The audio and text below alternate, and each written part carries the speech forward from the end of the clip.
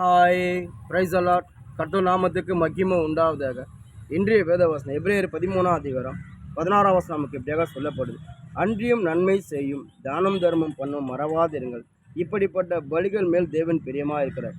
ஏசப்போட வார்த்தை காரணம் ஏசப்பா சொல்கிறாரு, தானம் தர்மம் பண்ணுங்க, நன்மை செய்யுங்க, இல்லாதவங்களுக்கு நன்மை செய்யுங்க, திக்கற்ற பிள்ளைகளுக்கு கொடுங்க, விதவைகளை ஆதரிங்க, ஏழைங்களுக்கு கொடுங்க, வியாதிப்பட்டு போய் விசாரிங்க. நீங்கள் அப்படிலாம் செய்யும் போது அதெல்லாம் நீங்கள் செய்யும்போது நீங்கள் எனக்கே செஞ்ச போல ஏசப்போட வார்த்தை கடந்து வருது. ஏசப்பா நம்மளோட வாய்ப்புள்ள நம்ம வேண்டிக் கொள்வதற்கும் நினைப்பதற்கும் நம்ம அதிகமாக ஆசீர்வதிக்கிறாரு.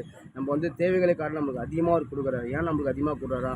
நம்மக்கிட்ட அதிகமாக வந்து நம்ம இல்லாத ஏழைங்களுக்கு கொடுக்கும்போது, நம்ம திக்கற்ற பிள்ளைகளுக்கு, ஏழைங்களுக்கு, விதைகளுக்கு, வியாதிப்பட்டு விசாரிச்சு அவங்க தேவைகளை நம்ம சந்திக்கும் போது அது தேவன் பிரியமாக இருக்கார். அது மட்டும் இல்லாமல் நீங்கள் அப்படி செய்யும் போது தேவன் ரொம்ப அதில் மகிமை அடைவார்.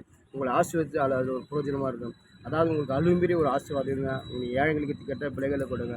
அந்த ஐஸ்வர்யம் பாருங்கள், அவங்ககிட்ட வந்து கோடிக்கணக்காக போனது, லட்சக்கணக்காக போனது, அவன் வந்து தேவோட மகிமைக்காக வரான்.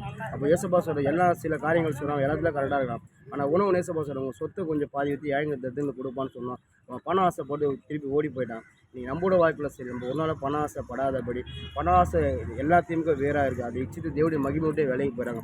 தேவன் நம்மளை ஆசீர்வதிக்குது. நம்மளுக்கு அழுகு மாரி கத்தரை ஆசீர்வதிச்சானா ஏழைங்களுக்கு, திக்கற்ற பிள்ளைகளுக்கு, விதவைக்கு நம்மளை ஆதரிப்போம். நம்ம இல்லாதவங்களுக்கு நம்ம தான தர்மம் பண்ணுவோம். அப்படி வரும்போது, அப்படி கொடுக்கும்போது ஏசப்பாவில் பிரியமாக இருப்பார்.